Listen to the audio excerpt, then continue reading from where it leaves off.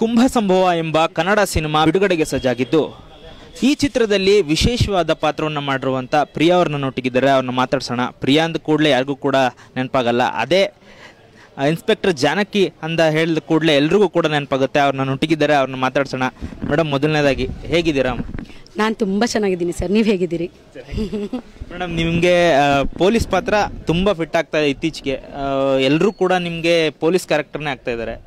ಏನು ಎಲ್ಲಾದರೂ inspector dress ಹಾಕ್ಬಿಟ್ಟು ಬಿಟ್ಬಿಟ್ರೆ ಸೆಲ್ಯೂಟ್ ಹೊಡೆದ್ಬಿಡ್ತಾರೆ, ಆ ಲೆವೆಲ್ ಕಾಣಿಸ್ತಾ ಇದ್ದೀರಾ. ಹೇಗೆ ಅನಿಸುತ್ತೆ ಆ ಪಾತ್ರ ನಿಮಗೆ? ಅದೇ ಸರ್, ನಾನು ಅವಾಗಲೇ ಹೇಳ್ದಂಗೆ ನನ್ನ ಬಾಡಿಗೆ ಚರ್ಮ ಅಂಟ್ಕೊಂಡಂಗೆ ಯೂನಿಫಾರ್ಮ್ ಅಂಟ್ಕೊಂಡ್ಬಿಟ್ಟಿದೆ ಬಿಕಾಸ್ ಆಫ್ ಗಿರಿಜಾ. ಸೊ ಹೀಗೆ ಒಂದ್ಸಲ ಜನರು ಹಾಗೆ ನೋಡಬೇಕು ಅಂತ ಒಂದ್ಸಲ ಮೆರೆಸ್ಬಿಟ್ಟಾಗ ಹಾಗೇ ನೋಡೋಕೆ ಇಷ್ಟಪಡ್ತಿರ್ತಾರೆ. ನಾನು ಅವಾಗಲೇ ಹೇಳ್ದಂಗೆ ದೇವ್ರ ಹತ್ರ ಪ್ರಾರ್ಥನೆ ಮಾಡ್ತಿದ್ದೀನಿ ಆ ಥರದ್ದೊಂದು ಕ್ಯಾರೆಕ್ಟ್ರು ಬ್ರೇಕ್ ಆಗೋ ಥರ ಬೇರೆ ಇನ್ನೊಂದು ಪಾತ್ರ ಸಿಗಲಿ ಅಂತ. ಈಗ ಕುಂಭ ಸಂಭವದಲ್ಲೂ ಕೂಡ ಅದೇ ಕ್ಯಾರೆಕ್ಟರ್ ಮಾಡಿದ್ರ, ಅಂದರೆ ಇನ್ಸ್ಪೆಕ್ಟರ್ ಕ್ಯಾರೆಕ್ಟರ್ ಮಾಡಿದ್ದೀರಾ. ಈಗ ಭೀಮಾ ಸಿನಿಮಾದಲ್ಲಿ ಯಾವ ರೀತಿ ರಫ್ ಆ್ಯಂಡ್ ಟಫ್ ಆಗಿದ್ರು ಅದೇ ರೀತಿ ಇರ್ತೀರಾ ಹೇಗೆ? ಭೀಮಾ ಅಷ್ಟು ಖಡಕ್ಕಿಲ್ಲ, ಬಟ್ ಇನ್ಸ್ಪೆಕ್ಟರ್ ಜಾನಕಿ ಆ ಕಾರ್ಯವೈಖರಿ ಏನಿದೆ ಆ ಫೋರ್ಸ್ ಹಾಗೆ ಇದೆ. ಬಟ್ ಭಾಷೆಗೆ ಬಂತು ಅಂತಂದರೆ, ಸಂಭಾಷಣೆಗೆ ಬಂತು ಅಂತಂದರೆ ಮಾಸ್ತಿ ಸರ್ ಅಷ್ಟು ರಾ ಆಗಿ ಇಲ್ಲಿ ಸಂಭಾಷಣೆ ಇಲ್ಲ. ಸೊ ಒಂದು ಲಿಮಿಟೇಷನ್ಸ್ ಇರುತ್ತೆ, ಒಂದು ವ್ಯವಸ್ಥೆ ಇರುತ್ತೆ. ಆ ವ್ಯವಸ್ಥೆ ಒಳಗೆ ನಾನು ಅಂದರೆ ಜಾನಕಿ ಅನ್ನೋ ಕ್ಯಾರೆಕ್ಟ್ರು ಪ್ಲೇ ಮಾಡಬೇಕಾಗತ್ತೆ, ಹಾಗೆ ಪ್ಲೇ ಮಾಡಿರೋದು. ಈಗ ಮೇಡಮ್, ಇನ್ಸ್ಪೆಕ್ಟರ್ ಗಿರಿಜಾ ಮತ್ತು ಜಾನಕಿ ಬೇರೆ ಬೇರೆ ಇರ್ತಾರ ಅಥವಾ ಅದೇ ರೀತಿ? ಅಂದರೆ ವೀಕ್ಷಕರು ಏನು ಮಾಡ್ತಾರೆ, ಇನ್ಸ್ಪೆಕ್ಟರ್ ಅಂದ ಕೂಡಲೇ ಅದೇ ಸಿನಿಮಾನ ತಲೆಯಲ್ಲಿ ಇಟ್ಕೊಂಡ್ಬರ್ತಾರೆ, ಹಂಗೆ ಕಾಣ್ತಾರ ಹೇಗೆ ಅಂತ? ಬದಲಾವಣೆಗಳು ಏನಿದೆ ಅಂತ? ಬದಲಾವಣೆ ಅಂತ ಅಂದರೆ ಈಗ ನಾನು ಬೇರೆ ಕೇಸ್ ಫೈಲ್ ತೊಗೊಂಡಿದ್ದೀನಿ. ಬೇರೆ ಹೆಸರು, ಬೇರೆ ಸ್ಟೇಷನ್, ಬೇರೆ ಕೇಸ್. ನನಗೆ ಒಂದಷ್ಟು ಡ್ರಗ್ ಕೇಸ್ನ ನಾನು ಡೀಲ್ ಮಾಡಿದ್ದೆ ಭೀಮಾದಲ್ಲಿ. ಸೊ ಜಾನಕಿಯಾಗಿ ಇದು ನೈಜವಾಗಿ ನಡೆದಿರುವಂಥ ಆಧಾರಿತ ಕಥೆ ಆಗಿರೋದ್ರಿಂದ ಭ್ರೂಣ ಹತ್ಯೆಗೆ ಭ್ರೂಣ ಹತ್ಯೆ ಅಂದ ತಕ್ಷಣವೇ ಅದ್ರ ಸುತ್ತ ಒಂದು ಎಮೋಷ್ನಲ್ ಒಂದು ಪೊರೆ ಆಗಿಬಿಡುತ್ತೆ. ಸೊ ಆ ಎಮೋಷ್ನಲ್ ಆಗಿ ಒಂದಷ್ಟು ಪಾತ್ರನ ನಿರ್ವಹಿಸಿದ್ದೀನಿ. ಮೇಡಮ್, ಈಗ ಸಿನಿಮಾ ರಿಲೀಸ್ಗೆ ರೆಡಿ ಆಗಿದೆ, ಮತ್ತೆ ಮೈಸೂರಲ್ಲಿ ರಿಲೀಸ್ ಆದರೆ ಥಿಯೇಟರ್ಗೆ ಏನಾದರೂ ಭೇಟಿ ನೀಡುವಂಥದ್ದು ಏನಾದರೂ ಇದೆಯಾ? ಖಂಡಿತ ಸರ್, ಅವಾಗವಾಗ ಆ ಕೆಲಸಗಳನ್ನ ನಾವು ಕಲಾವಿದರಾಗಿ ಮಾಡಬೇಕಾಗತ್ತೆ. ಓಡಾಟಗಳು ಮತ್ತು ಜನರ ರಿಯಾಕ್ಷನ್ಸು, ಪ್ರತಿಯೊಬ್ಬ ಆಡಿಯನ್ಸ್ನ ರಿಯಾಕ್ಷನ್ ಇದೆಯಲ್ಲ, ಅವರ ಫೀಡ್ಬ್ಯಾಕ್ ಇದೆಯಲ್ಲ, ಅದು ನಮಗೆ ಕಲಿಕೆಗೆ ತುಂಬ ಬೇಕಾಗತ್ತೆ. ಸೊ ಆ ರಿಯಾಕ್ಷನ್ಸ್ನ ಹತ್ತಿರದಿಂದ ನೇರವಾಗಿ ನೋಡೋದಿದೆ. ಅಂದರೆ ಗಿರಿಜಾ ಆಗಿ ಒಂದಷ್ಟು ಓಡಾಡಿದ್ದೆ ಥಿಯೇಟ್ರ್ಗಳಿಗೆ. ಸೊ ಜಾನಕಿಯಾಗಿಯೂ ನಾನು ರೆಡಿ ಆಗ್ತಾ ಇದ್ದೀನಿ ಓಡಾಡೋದಕ್ಕೆ. ಸಿನಿಮಾ ಅಂದ ಕೂಡಲೇ ಪ್ರಮೋಷನ್ ಎಷ್ಟು ಇಂಪಾರ್ಟೆಂಟ್ ಅನಿಸುತ್ತೆ ಮೇಡಮ್ ನಿಮ್ಮ ಪ್ರಕಾರ? ತುಂಬ ಅಂದರೆ ತುಂಬ ಇಂಪಾರ್ಟೆಂಟ್ ಸರ್. ಒಂದು ಮಗು ಹುಟ್ಟಿದ ಮೇಲೆ, ಮಗು ಹುಟ್ಟೋದಕ್ಕಿಂತ ಜಾಸ್ತಿ ಮಗು ಹೆಂಗೆ ಬೆಳೆಯುತ್ತೆ, ಹೆಂಗೆ ಸಾಕಬೇಕು ಅನ್ನೋದು ತುಂಬ ಇಂಪಾರ್ಟೆಂಟ್ ಆಗುತ್ತೆ. ಸೊ ತುಂಬ ಜನ ಸಿನಿಮಾಗಳನ್ನ ಮಾಡ್ತಾರೆ, ಬಟ್ ತಲುಪಿಸೋ ಒಂದು ಕೆಲಸದಲ್ಲಿ ಕೆಲವೊಬ್ಬರು ಕೈ ಸುಟ್ಕೋತಾರೆ, ಕೆಲವೊಬ್ಬರು ಸೋಲ್ತಾರೆ, ಒಂದಷ್ಟು ಜನ ಗೆಲ್ತಾರೆ. ಸೊ ಇಲ್ಲಿ ಹಣನೇ ಗೆಲ್ಲುತ್ತೆ ಅನ್ನೋದಿಲ್ಲ. ಒಂದೊಂದು ಸಲ ವಿಷಯ ಮನುಷ್ಯನಿಗೆ ತಲುಪಿಟ್ರೆ, ಒಬ್ಬ ಪ್ರೇಕ್ಷಕನಿಗೆ ತಲುಪಿದ್ರೆ ಒಳ್ಳೆ ವಿಷಯ ಸಾಕು, ಅವನ ತಲೆ ಮೇಲೆ ಇಟ್ಕೊಂಡು ಮೆರೆಸ್ತಾನೆ. ಸೊ ತುಂಬ ಅಂದರೆ ತುಂಬ ಇವತ್ತಿನ ಒಂದು ಇದಕ್ಕೆ ತುಂಬ ಇಂಪಾರ್ಟೆಂಟ್ ಆಗುತ್ತೆ. ಆಮೇಲೆ ಸೋಷಿಯಲ್ ಮೀಡಿಯಾ ನಮಗೆ ಆದಷ್ಟು ಸಿನಿಮಾಗಳನ್ನ ಪ್ರಚಾರ ಮಾಡೋದಕ್ಕೆ ಒಂದಷ್ಟು ನಮ್ಗೆ ಪ್ಲ್ಯಾಟ್ಫಾರ್ಮ್ಸ್ ಇದೆ. ಅದನ್ನು ಚೆನ್ನಾಗಿ ಬಳಕೆ ಮಾಡ್ಕೋಬೇಕಾಗಿರೋ ಒಂದು ನಮಗೂ ಎಜುಕೇಷನ್ ಅದು ಆ್ಯಕ್ಚುಲಿ ಯಾವ್ಯಾವ ರೀತಿ ನೀಟಾಗಿ ಅದನ್ನು, ಅಂದರೆ ನೆಗೆಟಿವ್ ಆಗಿ ವೈರಲ್ ಆಗದೆ ಇರೋ ಥರ ಒಂದಷ್ಟು ಎಜುಕೇಟಿವ್ ಆಗಿ ಹೇಗೆ ನಾವು ಜನನ ತಲುಪಬಹುದು ಅನ್ನೋದನ್ನ ಮಾಡಬೇಕಾಗತ್ತೆ. ಇನ್ನೊಂದು ವಿಚಾರ, ಈಗ ಸಂಜು ಎಟ್ಸ್ ಗೀತಾ ಸಿನಿಮಾದು ಸ್ವಲ್ಪ ಬೇರೆ ಥರ ಬೆಳವಣಿಗೆ ಆಗಿದೆ, ನಿಮ್ಗೆ ಗೊತ್ತಿರುತ್ತೆ ಅನಿಸುತ್ತೆ. ಸಿನಿಮಾಗೆ ಇನ್ನೂ ಡೇಟ್ ಫಿಕ್ಸ್ ಆಗಿಲ್ಲ, ಆಗಲೇ ನೀವೆಲ್ಲ ಕಲಾವಿದರು ಸೇರಿ ಪ್ರಮೋಷನ್ಗೆ ಬಂದಿದ್ದೀರಾ. ಬಟ್ ಕೆಲವು ಕಲಾವಿದರುಗಳು ಬರಲ್ಲ, ಡೈರೆಕ್ಟ್ರು ಬಂದು ಲಿಟ್ರಲಿ ಕೇಳ್ಕೊಂಡ್ರು ಕೂಡ ಬರ್ತಾ ಇಲ್ಲ. ನಿಮ್ಗೇನು ಅನಿಸುತ್ತೆ ಇದ್ರ ಬಗ್ಗೆ ಅಂತ? ಯಾಕಂದರೆ ಶಿವಣ್ಣನಂತವ್ರು ಇವತ್ತು ಬಂದು ಸಿನಿಮಾ ನೋಡ್ತಾ ಇದ್ದಾರೆ, ಅವ್ರಿಗೆ ಸಪೋರ್ಟ್ ಮಾಡಬೇಕು, ಕನ್ನಡ ಸಿನಿಮಾ ಬೆಳಿಬೇಕು ಅನ್ನೋ ಉದ್ದೇಶದಿಂದ ಮೈಸೂರಿಗೆ ಬಂದು ಪಾಪ ಅವರು ಸಿನಿಮಾ ನೋಡ್ತಾ ಇದ್ದಾರೆ. ಅಂಥದ್ರಲ್ಲಿ ಕೆಲವ್ರು ಬರಲ್ವಲ್ಲ ಪ್ರಮೋಷನ್ಗೆ ಅನ್ನೋದು ಡೈರೆಕ್ಟ್ರ್ ಅಳಲಾಗಿದೆ. ನಿಮ್ಗೇನು ಅನಿಸುತ್ತೆ? ಸರ್, ನಾನು ಆವಾಗಲೇ ಹೇಳ್ದಂಗೆ ನನಗೆ ಯಾರ ವೈಯಕ್ತಿಕ ವಿಷಯಗಳನ್ನ ನನಗೆ ಮಾತಾಡೋದಕ್ಕೆ ಅಧಿಕಾರ ಇಲ್ಲ. ಮೊದಲನೇದಾಗಿ ಒಬ್ಬಳು ಕಲಾವಿದೆಯಾಗಿ ಅಂದರೆ ನಾನು ಪ್ರಿಯಾ, ನನ್ನ ಜವಾಬ್ದಾರಿ ಒಬ್ಬ ಕಲಾವಿದೆಯಾಗಿ ಏನು ಅಂತ ನನ್ನ ಕೇಳಿದ್ರೆ ನಾನು ಆವಾಗಲೇ ಹೇಳ್ದಂಗೆ ಸಿನಿಮಾ ಮಗು ಹುಟ್ಟಿದ ಮೇಲೆ ಪೇರೆಂಟ್ ಆಗಿ ಅಥವಾ ಅದಕ್ಕೆ ಜವಾಬ್ದಾರಿಯಾಗಿ ಪೋಷಕರಾಗಿ ನಾವು ಮಗುನ ಸ್ಕೂಲಿಗೆ ಸೇರಿಸೋದಕ್ಕೆ ಅಥವಾ ಎಜುಕೇಷನ್ ಕೊಡಿಸೋದಕ್ಕೆ ಮಗು ಬೆಳವಣಿಗೆಯಲ್ಲಿ ನಮ್ಮನ್ನು ನಾವು ಸಾಕ್ಷಿ ಮಾಡ್ಕೋಬೇಕಾಗತ್ತೆ. ಸೊ ಹುಟ್ಟಿದ ತಕ್ಷಣವೇ ಎಲ್ಲದಕ್ಕೂ ಒಬ್ಬೊಬ್ಬರನ್ನ ಅಪಾಯಿಂಟ್ ಮಾಡಿಬಿಟ್ಟು ನಾವು ಕಳಿಸ್ಬಿಡೋದಕ್ಕಾಗಲ್ಲ. ಕೆಲವೊಂದು ಬೇಸಿಕ್ ಜವಾಬ್ದಾರಿಗಳನ್ನೋದು ಇರುತ್ತೆ. ನಾನು ಕಲಾವಿದೆಯಾಗಿ ಅದನ್ನು ಫಾಲೋ ಮಾಡೋದಕ್ಕೆ ಇಷ್ಟಪಡ್ತೀನಿ. ಬಟ್ ಗೊತ್ತಿಲ್ಲ, ಕೆಲವೊಬ್ರು ಬ್ಯುಸಿ ಇರ್ತಾರೆ, ಕೆಲವೊಬ್ಬರಿಗೆ ಒಂದಷ್ಟು ಬಹುಶಃ ಅವ್ರಿಗೆ ವೈಯಕ್ತಿಕ ಸಮಸ್ಯೆಗಳಾಗಿರಬಹುದು. ಒಳಗೆ ಏನು ಸಮಸ್ಯೆ ಆಗಿದೆ ಅಂತ ನಮ್ಗೆ ಯಾರಿಗೂ ಗೊತ್ತಾಗಲ್ಲ. ಹಿಂಗಂತೆ ಅಂತ ಯಾರೋ ಹೇಳ್ತಾರೆ, ಹಿಂಗಂತ ಯಾರೋ ತೋರಿಸ್ತಾರೆ. ಮಾತಾಡೋರು ಗೊತ್ತಲ್ಲ, ಬಾಯಿಂದ ಬಾಯಿಗೆ ಹೋಗುವಾಗ ಇನ್ನೇನೋ ಆಗುತ್ತೆ. ನಿರ್ದೇಶಕರಿಗೆ ಏನು ಪ್ರಾಬ್ಲಮ್ ಆಗಿದೆ ಗೊತ್ತಿಲ್ಲ, ಅಥವಾ ಸಿನಿಮಾದಲ್ಲಿ ಅವ್ರಿಗೆ ಏನು ವೈಯಕ್ತಿಕ ಮನಸ್ತಾಪಗಳಾಗಿದೆ ಗೊತ್ತಿಲ್ಲ. ಸೊ ನಾನು ಇಲ್ಲಿ ಯಾರ ಪರವಾಗಿ ಮಾತಾಡಿದ್ರು ತಪ್ಪಾಗುತ್ತೆ. ಪ್ರಿಯಾ ಅಂತ ನನ್ನನ್ನು ಅವ್ರ ನಿರ್ದೇಶಕರು ಅಥವಾ ನಟಿನೋ ಯಾರೋ ನನಗೆ ಕರೆದು ಹಿಂಗಾಗಿದೆ ಅಂತ ಹೇಳಿದ್ರೆ ಹೌದು ಸರ್ ಹಿಂಗಾಗಿದೆಯಂತೆ ಅಂತ ನಾನು ಹೇಳಬಹುದು. ಸೊ ನಾನು ಒಬ್ಬ ಪ್ರೇಕ್ಷಕಳಾಗಿ ಗೊತ್ತಿಲ್ಲ, ಅದರ ಕಲಾವಿದೆಯಾಗಿ ಜವಾಬ್ದಾರಿ ಹೌದು. ನನ್ನ ಸಿನಿಮಾ ಅಂದಾಗ ನನ್ನ ಸಿನಿಮಾ ಪರವಾಗಿ ನಾನು ಓಡಾಡೋದು ಅಥವಾ ನನ್ನ ಸಿನಿಮಾನ ಜನಕ್ಕೆ ತಲುಪಿಸೋವಂಥ ಕೆಲಸಗಳಲ್ಲಿ ನಾನು ಭಾಗಿಯಾಗೋದು ಅದು ಪ್ರಾಸೆಸ್ನಲ್ಲಿನೂ ಮತ್ತು ಕಲಾವಿದೆಯಾಗಿಯೂ ನನ್ನ ಜವಾಬ್ದಾರಿ ಅಂತ ನಾನು ನಂಬಿದ್ದೀನಿ. ಈಗ ಸಿನಿಮಾ ರಿಲೀಸ್ ಆಗ್ತಾ ಇದೆ, ಮೈಸೂರಿಗರಿಗಾಗ್ಬೋದು ಅಥವಾ ಸಿನಿಮಾ ಪ್ರೇಕ್ಷಕರಿಗೆ ಏನು ಹೇಳಕ್ಕೆ ಇಷ್ಟಪಡ್ತೀರಾ ಅಂತ? ದಯವಿಟ್ಟು ಒಳ್ಳೊಳ್ಳೆ ಸಿನಿಮಾ ನೋಡಿ, ಚೆನ್ನಾಗಿಲ್ಲ ಅಂದರೆ ನೋಡಿಬಿಟ್ಟು ಬೈರಿ, ಚೆನ್ನಾಗಿದೆ ಅಂದರು ನೋಡಿಬಿಟ್ಟು ಹೊಗಳಿ. ಆದರೆ ದಯವಿಟ್ಟು ಸಿನಿಮಾ ನೋಡಿ. ಏಕೆಂದರೆ ಪ್ರತಿಯೊಬ್ಬರಿಗೂ ಅವ್ರದ್ದು ವೈಯಕ್ತಿಕವಾದ ಒಂದು ಅಭಿಪ್ರಾಯಗಳಿರುತ್ತೆ. ಈಗ ಸಿನಿಮಾ ನಿಮಗೆ ಇಷ್ಟ ಆದರೆ ನನಗೂ ಇಷ್ಟ ಆಗಬೇಕಂತ ಏನಿಲ್ಲ, ಅಥವಾ ನಿಮ್ಗೆ ಇಷ್ಟ ಆಗಲಿಲ್ಲ ಅಂದರೆ ನನಗೆ ಇಷ್ಟ ಆಗಲ್ಲ ಅಂತ ಏನಿಲ್ಲ. ಪ್ರತಿಯೊಬ್ಬರಿಗೂ ಅವ್ರವ್ರದ್ದೇ ಆದ ಒಂದು ಅಭಿರುಚಿ ಇರೋದ್ರಿಂದ ಸಿನಿಮಾನ ನೋಡಿಬಿಟ್ಟು ಡಿಸೈಡ್ ಮಾಡಿ ಬೈಯೋದಾ ಹೊಗಳೋದಾ ಅಂತ ಅಂದ್ಬಿಟ್ಟು. ಆದರೆ ದಯವಿಟ್ಟು ಥಿಯೇಟರ್ಗೆ ಬಂದು ಸಿನಿಮಾನ ನೋಡಿ. ಸೊ ಇದಿಷ್ಟು ಕಲಾವಿದೆಯಾಗಿರುವಂಥ ಜಾನಕಿ, ಗಿರಿಜಾ. ಈಗ ಪ್ರಿಯಾ ಅವರು ಹೇಳ್ತಾ ಇರತಕ್ಕಂಥ ಮಾತಾಗಿದೆ. ಸರ್, ಶೂಟಿಂಗ್ ಎಲ್ಲ ಮುಗಿಸಿ ಡಬ್ಬಿಂಗು ಕಂಪ್ಲೀಟ್ ಮಾಡಿದ್ದೀವಿ. ಪೋಸ್ಟ್ ಪ್ರೊಡಕ್ಷನ್ ಅಂದರೆ ಮ್ಯೂಸಿಕ್ಕು, ಎಫೆಕ್ಟ್ಸು, DAE ಈ ಥರದ್ದು ವರ್ಕ್ ನಡೀತಾ ಇದೆ ಸರ್. ಮೋಸ್ಟ್ಲಿ ಜುಲೈ ಎಂಡ್ ಹೊತ್ತಿಗೆ ನಾವು ಸೆನ್ಸಾರ್ಗೆ ಹೋಗ್ತೀವಿ. ಸಾಧ್ಯವಾದರೆ ಜುಲೈ ಎಂಡಿಗೆ ಬರ್ತೀವಿ, ಇಲ್ಲಾಂದರೆ ಆಗಸ್ಟಲ್ಲಿ ಫಸ್ಟ್ ವೀಕ್ ಸೆಕೆಂಡ್ ವೀಕ್ನಲ್ಲಿ ಖಂಡಿತ ಬಿಡುಗಡೆಗೆ ನಾವು ಸಿದ್ಧತೆ ಮಾಡ್ಕೊಂಡಿದ್ದೀವಿ ಸರ್. ಈಗ ಎಷ್ಟು ಥಿಯೇಟರ್ಗಳು ರಿಲೀಸ್ ಆಗ್ತಾ ಇದೆ ಅನ್ನೋದೆಲ್ಲ ಹೇಳಿದ್ರಿ. ಹೌದು ಸರ್. ಬಟ್ ಥಿಯೇಟರ್ ಸಮಸ್ಯೆ ಅನ್ನೋದಕ್ಕಿಂತ ಮಲ್ಟಿಪ್ಲೆಕ್ಸ್ಗಳಲ್ಲಿ ಸಮಸ್ಯೆ ಆಗ್ತಾ ಇದೆ. ಹೌದೌದು ಸರ್. ಜೊತೆಗೆ 2 ಸಿನಿಮಾ ತುಂಬ ಮೈಸೂರಲ್ಲಿ ತುಂಬ ಒಳ್ಳೆ ರೆಸ್ಪಾನ್ಸ್ ಸಿಗ್ತದೆ ಮಹಾದೇವ ಸಿನಿಮಾಗೆ. ಹೌದೌದು ಸರ್, ಮೈಸೂರು ಏರಿಯಾದಲ್ಲಿ ತುಂಬ ಚೆನ್ನಾಗಿದೆ. ಹೌದು ಸರ್. ಬಟ್ ಮಲ್ಟಿಪ್ಲೆಕ್ಸ್ಗಳಲ್ಲಿ ಏನೋ ಸರ್ ಅದು ಏನಾಗಿದೆ ಅಂದರೆ ಈಗ ನಾವು ರೆಗ್ಯುಲರ್ ಸಿನಿಮಾ ಮಾಡೋಂಥ ದೊಡ್ಡ ನಿರ್ಮಾಪಕರು, ನಿರ್ದೇಶಕರು ಅಲ್ಲಿ ಹುದ್ದೆಯಲ್ಲಿ ಚೇಂಬರ್ನಲ್ಲಿ ಹುದ್ದೆಯಲ್ಲಿ ಇರುವಂಥವ್ರು ಈ ಸಮಸ್ಯೆನ ಸಾಲ್ವ್ ಮಾಡಬೇಕು. ನಾವು ಅವ್ರ ಜೊತೆಲಿ ಇರ್ತೀವಿ ಖಂಡಿತವಾಗ್ಲೂ. ಯಾವುದೇ ಸಮಸ್ಯೆ ಬಂದ ಚಿತ್ರರಂಗದಲ್ಲಿ ನಾವು ಜೊತೆಲಿ ಇದ್ದೇ ಇರ್ತೀವಿ. ಬಟ್ ಏನಂದರೆ ಇದು ನಾನು ಒಬ್ಬನೇ ಅಥವಾ ನೀವು ಒಬ್ಬರೇ ಹೋರಾಡೋಕ್ಕಾಗುವಂಥದ್ದಲ್ಲ. ಇಡೀ ಇಂಡಸ್ಟ್ರಿ ಇದ್ರ ಬಗ್ಗೆ ಹೋರಾಡಬೇಕಾದಂಥ ಒಂದು ಗಟ್ಟಿ ಸಮಸ್ಯೆ ಇದು. ಸರ್, ಇನ್ನೊಂದು ಕ್ವಶನ್ ಇದೆ, ನಿಮ್ಗೆ ಇಷ್ಟ ಇದ್ದರೆ ಹೇಳ್ಬೋದು, ಬೇಡ. ಇತ್ತೀಚೆಗೆ ನಾಗಶೇಖರ್ ಅವರು ಅಳಲು ತೊಡ್ಕೊತಾರೆ. ಹೌದು, ಅವರು ಕೂಡ 11 ಸಿನಿಮಾಗಳನ್ನ ಡೈರೆಕ್ಷನ್ ಮಾಡಿದ್ದಾರೆ, 6 ವರ್ಷಗಳಿಂದ ಇದ್ದಾರೆ. ನೀವು ಇವತ್ತು ಪ್ರಮೋಷನ್ ರಿಲೀಸ್ ಆಗಿಲ್ಲ, ಸಿನಿಮಾ ಡೇಟ್ ಕೂಡ ಫಿಕ್ಸ್ ಆಗಿಲ್ಲ, ಇಷ್ಟು ಜನ ಕೂಡ ಬಂದು ಪ್ರಮೋಷನ್ ನಿಂತಿದ್ದೀರಾ. ಬಟ್ ಸಂಜು ವೆಡ್ಸ್ ಗೀತಾ ಅನ್ನೋ ಒಂದು ಹಿಟ್ ಕೊಟ್ಟಂತ ನಿರ್ದೇಶಕ ಪಾರ್ಟ್ 2 ಮಾಡ್ತಾರೆ, ನಾಯಕಿ ಬರಲ್ಲ. ಇದು ಅಂದ್ರೆ ಡೈರೆಕ್ಟರ್ ಕೇಳ್ತಾರೆ, ಪ್ರೊಡ್ಯೂಸರ್ ಕೇಳ್ತಾರೆ, ಚೇಂಬರ್ ಕಂಪ್ಲೇಂಟ್ ಮಾಡಿದ್ದಾರೆ, ಇಷ್ಟಿದ್ರು ಕೂಡ ಯಾವುದೇ ರೀತಿ ಇದು ಮಾಡಲ್ಲ. ಅಂದರೆ ಅಷ್ಟೊಂದು ಬೆಳೆದ್ಬಿಟ್ಟಿದಾರ ಅನ್ನೋದು ಪ್ರಶ್ನೆ ಸರ್. ಈಗ ನಾನು ಒಂದು 8 ಸಿನಿಮಾ ಡೈರೆಕ್ಟ್ ಮಾಡಿದ್ದೀನಿ, ಒಂದು 15 ಮೆಗಾ ಸೀರಿಯಲ್ಲು ಎಲ್ಲ ಮಾಡಿದ್ದೀನಿ. ಇದುವರೆಗೂ ಸರ್ ನನಗೆ ಕಲಾವಿದರ ಜೊತೆ ಒಳ್ಳೆ ಸಂಪರ್ಕನೇ ಇದೆ, ಒಳ್ಳೆ ಸ್ನೇಹ ಸಂಬಂಧನೇ ಇದೆ. ಇವತ್ತು ನೋಡಿ ನಮ್ಮ ಎಲ್ಲ ಕಲಾವಿದರು ಕರೆದ ತಕ್ಷಣ ಬಂದಿದ್ದಾರೆ. ಬಟ್ ಅಲ್ಲಿ ಏನಾಗಿದೆ ಅನ್ನೋ ಸಮಸ್ಯೆ ನನಗೆ ಗೊತ್ತಿಲ್ಲ. ಬಟ್ ಯಾವುದೇ ಅವರು ಎಂಥ ದೊಡ್ಡ ಕಲಾವಿದರಾಗಿರಲಿ, ಚಿಕ್ಕ ಪುಟ್ಟ ಕಲಾವಿದರಾಗಿರಲಿ, ಚಿತ್ರದಲ್ಲಿ ಪ್ರಮೋಷನ್ಗೆ ಇವತ್ತಿನ ಕಾಂಪಿಟೇಟಿವ್ ಫೀಲ್ಡ್ನಲ್ಲಿ ಪ್ರಮೋಷನ್ ಖಂಡಿತ ಬರಬೇಕು.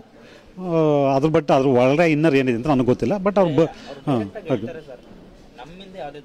ಹೌದು ಅಲ್ಲ, ಅದು ನಾನು ನೋಡಿದೆ ಸರ್, ನೋಡಿದೆ ಬರಬೇಕು ಸರ್. ಈಗ ನೋಡಿ ನಮ್ಮ ಇನ್ಸ್ಪೆಕ್ಟರ್ ಜಾನಕಿ ಅವ್ರು ಶೂಟಿಂಗ್ ಇದ್ದರೂ ಕೂಡ ಪ್ರಿಯಾ ಅವ್ರು ಶೂಟಿಂಗ್ ಬಿಟ್ಟು ಬಂದಿದ್ದಾರೆ. ಜಾದವ್ ಸರು ರಾತ್ರಿ 2 ಗಂಟೆಯಲ್ಲಿ ಶೂಟಿಂಗ್ ಮುಗಿಸ್ಕೊಂಡು ಬೆಂಗಳೂರಿಂದ ರೈನ್ ಎಫೆಕ್ಟ್ ಮುಗಿಸ್ಕೊಂಡು ಬಂದಿದ್ದಾರೆ. ಹಾಗಾಗಿ ಕಲಾವಿದರು ಬರೀ ಶೂಟಿಂಗ್ ಮಾತ್ರ ಅಲ್ಲ ಸರ್, ಅದ್ರ ರಿಲೀಸ್ ಆಗಿ ಆ ಚಿತ್ರ ಯಶಸ್ವಿ ಆಗೋದಕ್ಕೆ ಅವ್ರ ಕೊಡುಗೆನೂ ಪ್ರಮೋಷನಲ್ಲಿ ತುಂಬ ಇದೆ. ಟೆಕ್ನಿಷಿಯನ್ ಜೊತೆಗೆ ಅವರು ಕೂಡ ಹೆಗಲು ಕೊಡಬೇಕು. ಈಗ ಮೈಸೂರಿಗರಿಗೆ ನಿಮ್ಮ ಸಿನಿಮಾ ಬಗ್ಗೆ ಏನು ಹೇಳಕ್ಕೆ ಇಷ್ಟಪಡ್ತೀರಾ? ಮೈಸೂರಿಗರಿಗೆ ಏನೇ ಸರ್, ಒಂದು ಸೋಷಿಯಲ್ ಸಮಸ್ಯೆ ಇಟ್ಕೊಂಡು ಮಾಡಿದಂಥ ಸಿನಿಮಾ. ಈಗ ಮೊನ್ನೆ ಎಲೆಕ್ಷನ್ನಲ್ಲಿ ಅಸೆಂಬ್ಲಿ ಎಲೆಕ್ಷನ್ ಆಯಿತು, ಕಳೆದ MP ಎಲೆಕ್ಷನಲ್ಲೂ ಕೂಡ ಮಂಡ್ಯ ಸುತ್ತಮುತ್ತ ಮೈಸೂರಿನಂತ ಹೆಣ್ಣು ಸಿಗ್ತಾ ಇಲ್ಲ, ನನಗೆ ಹೆಣ್ಣು ಕೊಟ್ಟವ್ರಿಗೆ ಓಟ್ ಹಾಕ್ತೀನಿ ಅಂತ ಹೇಳಿದ್ರು. ಅಂದರೆ ಈಗ ಮಂಡ್ಯ ಜಿಲ್ಲೆ ಒಂದರಲ್ಲೇ 4,000 ಹೆಣ್ಣು ಭ್ರೂಣ ಹತ್ಯೆ ಆಗಿದೆ. ಈಗ ಒಂದು 20 ವರ್ಷದ ಹುಡುಗ ಇವತ್ತು ಹುಟ್ಟಿರೋನಿಗೆ 20 ವರ್ಷದ ನಂತರ 25 ವರ್ಷದ ನಂತರ ಮದುವೆ ಮಾಡಬೇಕು ಅಂದರೆ ಇವತ್ತೇ ಈ ಸಮಸ್ಯೆ ಎದುರಿಸ್ತಾ ಇದ್ದೀವಿ. ಈ ಥರ ನಿರಂತರವಾಗಿ ಹೆಣ್ಣು ಭ್ರೂಣತೆ ಆಗ್ತಾ ಹೋಗ್ತಾ ಇದ್ದರೆ ನಾವು ಥಿಂಗ್ಸ್ಕೊಳ್ತಾರ ಹೊರದೇಶದಿಂದ ಹೆಣ್ಣು ಮಕ್ಕಳನ್ನ ಇಂಪೋರ್ಟ್ ಮಾಡ್ಕೊಳ್ಳೋಂಥ ಪರಿಸ್ಥಿತಿ ಬಂದ್ಬಿಡುತ್ತೇನಪ್ಪ ಅನ್ನೋ ಒಂದು ಗಂಭೀರ ಸಮಸ್ಯೆನ ಎದುರಿಸಬೇಕಾಗುತ್ತೆ. ಆ ಒಂದು ಕಾಸು ಇಟ್ಕೊಂಡು ನಾನು ಈ ಕುಂಭ ಸಂಭವ ಸಿನಿಮಾನ ಹೆಣ್ಣು ಭ್ರೂಣಹತ್ಯೆ ಬಗ್ಗೆ ಹೈಲೈಟ್ ಮಾಡಿದ್ದೀನಿ ಸರ್. ಇಡೀ ಜಗತ್ತಿಗೆ ಮಾದರಿ ಆಗುವಂಥ ಸಿನಿಮಾ ಸರ್ ಇದು.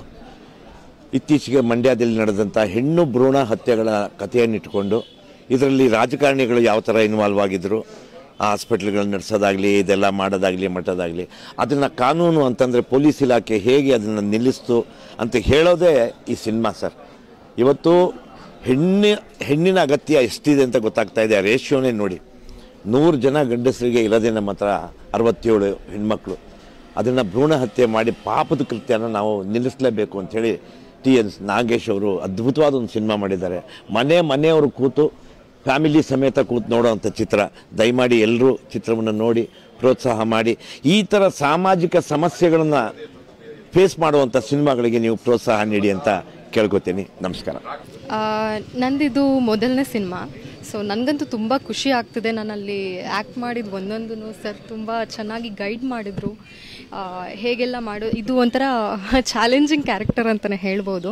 ಸೊ ಭೂಮಿ ಅಂತ ನನ್ನ ಪಾತ್ರದ ಹೆಸರು. ಸೊ ತುಂಬಾ ಚೆನ್ನಾಗಿ ಮೂಡಿ ಬಂದಿದೆ. ಸೊ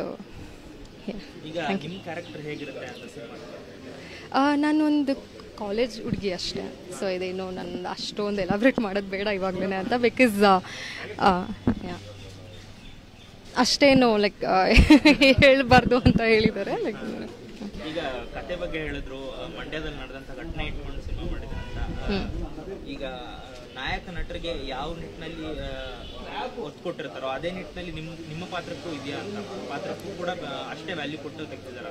ಹೌದು, ನನ್ನ ಪಾತ್ರಕ್ಕೆ ತುಂಬ ವ್ಯಾಲ್ಯೂ ಇದೆ, ಅಷ್ಟೇ ಅದರದೇ ಆದ ತೂಕ ಅದೇ. ಸರ್ ಹೇಳಿದರು ಸ್ಟಾರ್ಟಿಂಗ್ ಕತೆನ ನನಗೆ ಎಕ್ಸ್ಪ್ಲೈನ್ ಮಾಡಿದರು.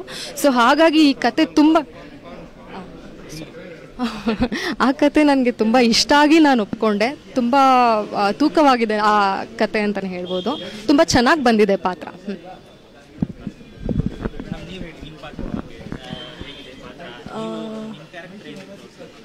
ಅಂದರೆ ಇದು ಪ್ರಮುಖವಾದ ಪಾತ್ರನೇ ಆಗಿದೆ ಇದು. ಅಂದರೆ ಇದು ನಂದು 5th ಮೂವಿ.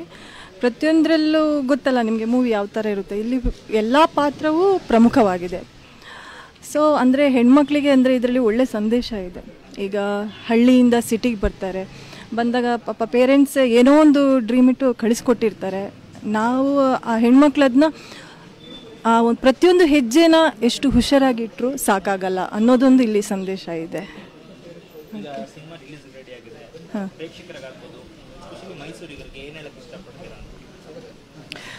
ಅಂದರೆ ಫ್ಯಾಮಿಲಿ ನೋಡುವಂಥ ಮೂವಿ ಇದು. ಅಂದರೆ ಹೆಣ್ಮಕ್ಳಿಗೆ ಒಳ್ಳೆ ಸಂದೇಶ ಇದೆ ಅಂತ ಹೇಳಿದೆ ಅಲ್ವಾ. ಸೊ ಎಲ್ಲ ಸ್ಟೂಡೆಂಟ್ಸ್ಗಳು ಕೂಡ ನೋಡುವಂತಹ ಮೂವಿ ಇದು. ಸೊ ಎಲ್ಲರೂ ಬಂದು ನೋಡಿ ಮೂವಿ ಪ್ರೋತ್ಸಾಹ ಮಾಡಿ ಅಂತ ಕೇಳ್ಕೊತಿದ್ದೀನಿ. ಸಿನಿಮಾ ಮೈಸೂರು ಮತ್ತು ಆಲ್ ಓವರ್ ಕರ್ನಾಟಕ ಸುಮಾರು ಒಂದು 400 ಸ್ಕ್ರೀನಲ್ಲಿ ರಿಲೀಸ್ ಮಾಡಬೇಕು ಅಂತ ಪ್ಲಾನ್ ಮಾಡಿದ್ದೀವಿ. ಸಿನಿಮಾ ಚೆನ್ನಾಗಿ ಮೂಡಿ ಬಂದಿದೆ, ಎಲ್ಲರೂ ಸಿನಿಮಾಗಳು ನೋಡಿ. ಈ ಚಿತ್ರದಲ್ಲಿ ನಾನು ಗಿರಿಜಾ ಮೇಡಮ್ ಅವರ ಒಂದು ಹಸ್ಬೆಂಡ್ ಪಾತ್ರದಲ್ಲಿ ಕಾರ್ಯನಿರ್ವಹಿಸಿದ್ದೀನಿ. ತುಂಬ ಚೆನ್ನಾಗಿ ಬಂದಿದೆ ಪುತ್ರ. ಭ್ರೂಣ ಹತ್ಯೆ ಆಗಬಾರ್ದು ಅಂತ ಹೇಳಿ ಈ ಚಿತ್ರನ ಮಾಡಿದ್ದಾರೆ ನಮ್ಮ ನಿರ್ದೇಶಕರು. ದಯವಿಟ್ಟು ಈ ಸಿನಿಮಾ ಕನ್ನಡಿಗರು ನೋಡಿ ಇದನ್ನು ಗೆಲ್ಲಿಸಿ. ಸಿನಿಮಾ ರಿಲೀಸ್ ರೆಡಿಯಾಗಿದೆ, ಪ್ರತಿಯೊಬ್ಬರು ಕೂಡ ಸಿನಿಮಾ ನೋಡಿ ಪ್ರೋತ್ಸಾಹ ಕೊಡಿ ಅಂತ ಹೇಳ್ತಾ ಇದ್ದಾರೆ. ಕ್ಯಾಮ್ರಾಮನ್ ಪ್ರಜ್ವಲ್ ಜೊತೆ ರವಿಕಿರಣ್, ನನ್ನೂರು, ಮೈಸೂರು. ಚಿರಪರಿಚಿತರು ಭೀಮಾ ಚಿತ್ರದಿಂದ ಮೇಲಾಗಿ ಇಲ್ಲಿ ಮೈಸೂರಿನವರೇ ಆಗಿರೋದು, ನಟನಾ ಶಾಲೆಯಲ್ಲಿ ಕಲಿತು ಪ್ರಿಯಾ ಶಟಮರ್ಷಣ್ ಅವರು. ನಮಸ್ಕಾರ ಮಾಧ್ಯಮ ಮಿತ್ರರೇ. ನಾನು ಕನ್ನಡ ಭಾಷೆ ಅಲ್ಲದೆ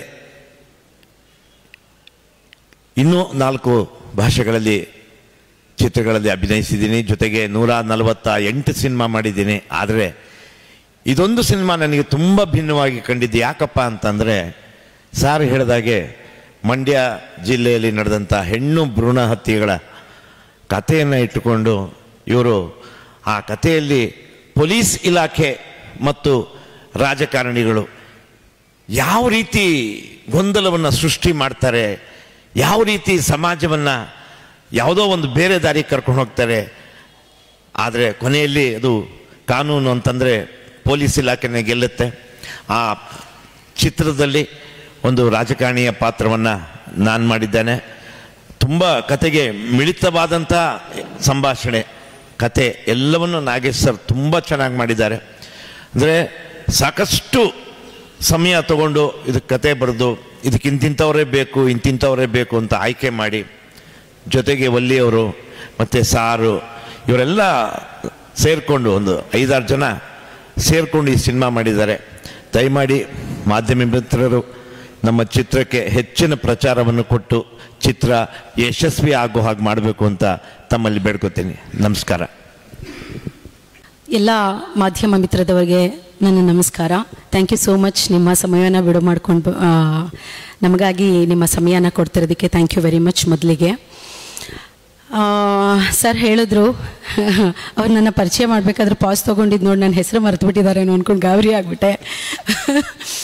ಈ ಒಂದು ಸಿನಿಮಾದಲ್ಲಿ ಕುಂಭ ಸಂಭವದಲ್ಲಿ ನಾನು ಇನ್ಸ್ಪೆಕ್ಟರ್ ಜಾನಕಿಯಾಗಿ ನಿಮ್ಮ ಮುಂದೆ ಬರೋಕ್ಕೆ ತಯಾರಿದ್ದೀನಿ.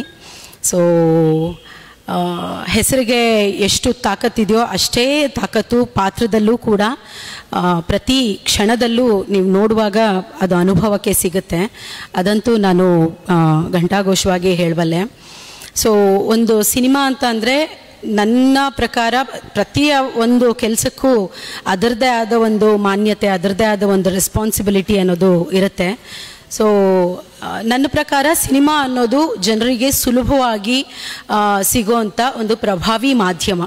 ಸೊ ಅಂಥದ್ದೊಂದು ಸಿನಿಮಾನ ಸುಮ್ಮನೆ ಒಂದು ಮನರಂಜನೆ ಅಲ್ಲದೆ ಮನರಂಜನೆಯನ್ನು ಮೀರಿ ನಾವು ಎಜುಕೇಟ್ ಮಾಡೋದು ಅಥವಾ ಇನ್ಫಾರ್ಮೇಟಿವ್ ಆಗಿ ನಾವು ಜನಕ್ಕೆ ಕೊಡಬೇಕಾಗತ್ತೆ.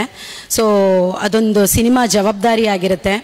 ನಮ್ಮ ಈ ಸಿನಿಮಾ ಕುಂಭ ಸಂಭವ ಸಮಾಜದಲ್ಲಿ ನಡೀತಿರೋವಂಥ ಒಂದಷ್ಟು ಕ್ರೈಮ್ ಏನಿದೆ ಅಥವಾ ಅಪರಾಧಗಳೇನಿದೆ ಅದಕ್ಕೆ ಒಂದು ನೀವು ಹೇಗೆ ಮಾಧ್ಯಮದವರು ನಡೆಯೋ ತಪ್ಪುಗಳನ್ನ ಜನರಿಗೆ ಕನ್ನಡಿಯಾಗಿ ತೋರಿಸ್ತಿರೋ ಹಾಗೆ ನಾವು ಕೂಡ ಒಂದು ವಿಶೇಷವಾಗಿರುವಂಥ ಕಥಾ ಹಂದರನ ಇಟ್ಕೊಂಡು ಹೆಣ್ಣು ಭ್ರೂಣ ಹತ್ಯೆ ಅನ್ನೋ ಒಂದು ಅಂದರೆ ಭ್ರೂಣ ಹತ್ಯೆ ಅನ್ನೋ ಒಂದು ಸಬ್ಜೆಕ್ಟ್ನ ಇಟ್ಕೊಂಡು ಒಂದಷ್ಟು ಇನ್ಫಾರ್ಮೇಟಿವ್ ಇದನ್ನು ನಿಮ್ಮ ಮುಂದೆ ಕೊಡೋಕ್ಕೆ ಅಂತ ರೆಡಿ ಇದ್ದೀವಿ.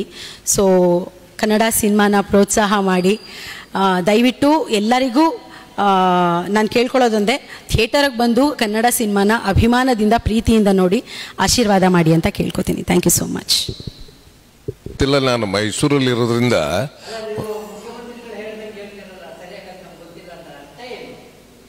ನಾನು ನಿಮ್ಗೆ ಈಗ ತಾನೇ ಹೇಳಿದೆ, ನನ್ನ ಕೆಲಸ ಏನೇ ಇದ್ರೂ ಕ್ಯಾಮ್ರಾ ಮುಂದೆ ಮಾಡ್ತಕ್ಕಂಥ ಕೆಲಸ ಮಾತ್ರ. ಅದರಿಂದ ಆಚೆಗೆ ಅದಕ್ಕೆ ಹೊರತುಪಡಿಸಿ ಅದಕ್ಕೆ ಬೇಕಾಗಿದ್ದು ಸೌಲಭ್ಯ ಅಥವಾ ಅದಕ್ಕೆ ಆಗ್ತಿರ್ತಕ್ಕಂತಹ ಸಮಸ್ಯೆ ಬೇರೆಯವರು ಯಾರು ನಿಮ್ಮಂಥವ್ರು ಹೇಳಿದಾಗಲೇ ನಮಗೆ ಗೊತ್ತಾಗೋದು, ಇಲ್ಲರೂ ನಮಗೆ ಗೊತ್ತೇ ಆಗೋಲ್ಲ. ಈಗ ಆ ಸಮಸ್ಯೆ ಬಂದಿರೋದು ಈಗ ಸುಪ್ರೀಂ ಕೋರ್ಟ್ಗೆ ಹೋಗಿ ಸುಪ್ರೀಂ ಕೋರ್ಟಲ್ಲಿ ಏನೋ ಒಂದು ತೀರ್ಪು ಕೊಟ್ಟಿದ್ದಾರೆ, ಅದ್ರ ಬಗ್ಗೆ ನಾನು ಏನಪ್ಪ ಮಾತಾಡಲಿ?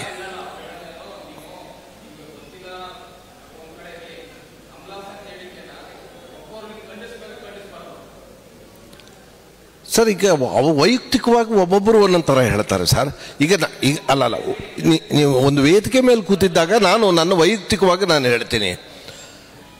ನನಗೆ ತಿಳಿದ ಮಟ್ಟಿಗೆ ಹಿಂದೆ ನಮ್ಮ ಕನ್ನಡ ಭಾಷೆನ ಹಿಂದೆ ತಿರುಗಿ ನೋಡಿದಾಗ ಆ ಭಾಷೆಯ ಅಕ್ಷರಗಳ ಲಿಪಿಗಳನ್ನ ನೋಡಿದಾಗ ಅದರ ಶಬ್ದನ ನಾವು ನೋಡಿದಾಗ ನಾವು ರನ್ನ ಪಂಪ ಅಂತ ಏನು ಹೇಳ್ತೀವಿ ಆ ಕಾಲದ್ದು, ಅದರಲ್ಲಿ ಈ ಶಬ್ದಗಳು ಎಲ್ಲ ಒಂದು ಕಡೆ ಅಂತ ಹೇಳುವಂಥದ್ದು ಇರ್ತದೆ. ಹಾಗಾಗಿ ಜನಗಳು ನೀವು ಯಾರನ್ನು ಹೇಳ್ತಿದ್ದೀರಾ ಅವರು ಆ ಭಾಷೆಯಿಂದ ಬಂದಿರತಕ್ಕಂಥದ್ದು ಅಂತ ಕನ್ನಡ ಹೇಳಿದ್ದಾರೆ. ಹಾಗಾಗಿ ನಾನು ನಮ್ಮ ಕನ್ನಡ ಭಾಷೆಗೆ ಅದೇ ಆದ ಅದಕ್ಕೆ ಒಂದು ಅಸ್ತಿತ್ವ ಇದೆ. ಭಾಷೆಗಳ ರಾಣಿ ಅಂತ ಹೇಳ್ತಾರೆ. ಯಾಕೆಂದರೆ ಸಂಪೂರ್ಣವಾಗಿ ನೀವು ಏನು ಮಾತಾಡ್ತೀರ ಅದನ್ನು ಬರೆಯತಕ್ಕಂತಹ ಭಾಷೆ ಪ್ರಪಂಚದಲ್ಲಿ ಒಂದೇ ಒಂದು ಇರೋದು ಅದು ಕನ್ನಡ ಭಾಷೆ ಅಂತ ಹೇಳ್ತಾರೆ.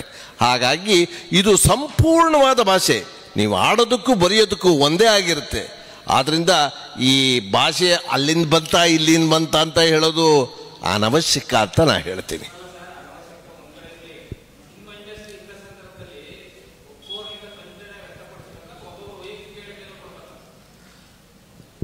ನನಗೆ ಅರ್ಥ ಆಗಲಿಲ್ಲ ಅದು.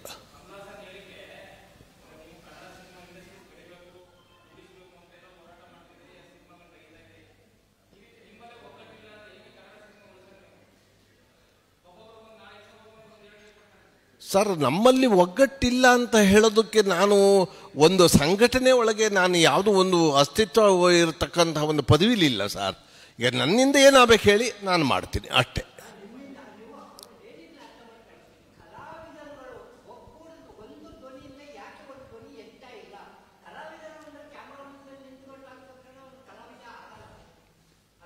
ಹೌದು,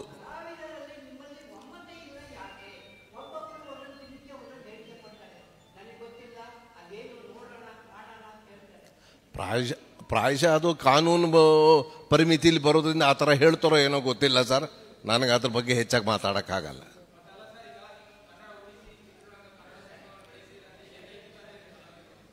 ಸರ್, ನಾನು ನನ್ನ ಕನ್ನಡ ಭಾಷೆನ ಸರಿಯಾಗಿ ಪ್ರಯೋಗ ಮಾಡಿದ್ರೆ ನಾನು ಮಾಡಿದ ಕೆಲಸ ಸಂಪೂರ್ಣ ಆಯಿತು ಅಂತ ನಾನು ತಿಳ್ಕೊತೀನಿ. ನಿಮಗೆ ಒಂದು ಉದಾಹರಣೆ ಹೇಳ್ತೀನಿ. ಸಂತೋಷ, ನಗು, ಹಸನ್ಮುಖಿ ಅನ್ನೋ ಕನ್ನಡ ಪದಗಳನ್ನ ಬಿಟ್ಬಿಟ್ಟು ಎಲ್ಲದಕ್ಕೂ ಖುಷಿ ಖುಷಿ ಅಂತ ಎಲ್ಲರೂ ಉಪಯೋಗಿಸ್ತಾರಲ್ಲ ಸರ್. ಅವಾಗ ನಾವು ಎಷ್ಟು ಅಂತ ಅದನ್ನು ತಿದ್ದಣ ಸರ್? ಅಲ್ಲ, ನೀವು ಬರೀತೀರಾ ಆದರೆ ನಮ್ಮ ನಮ್ಮ ನಮ್ಮ ರಂಗದಲ್ಲಿ ಖುಷಿ ಖುಷಿ ಖುಷಿ ಅನ್ನೋದು ಬಹಳಷ್ಟು ಪದ ಆಗಿದೆ. ಖುಷಿ ಅನ್ನೋದು ಆ ಖುಷಿ ಅನ್ನೋ ಪ್ರಾಂತ್ಯದಿಂದ ಬಂದಿರತಕ್ಕಂಥ ಒಂದು ಪದ. ಹೌದು, ನಿಮ್ಮನ್ನು ನೋಡಿದ್ರೆ ಖುಷಿ ಆಗುತ್ತೆ ಅಂತ ಹೇಳೋದು ಸರಿ. ಆದರೆ ಎಲ್ಲದಕ್ಕೂ ಒಂದೇ. ಏನು ಹಸನ್ಮುಖಿಯಾಗಿದ್ದೀರಾ ಅಂದರೆ ಅದಕ್ಕೆ ಒಂದು ಬೆಲೆ ಇದೆ, ಮಂದಹಾಸಕ್ಕೆ ಒಂದು ಬೆಲೆ ಇದೆ. ಇವು ಎಲ್ಲದಕ್ಕೂ ಖುಷಿ ಅಂತ ಹೇಳ್ತಾರೆ. ನಾವು ಎಷ್ಟು ಅಂತ ತಿದ್ದಣ ಹೇಳಿ?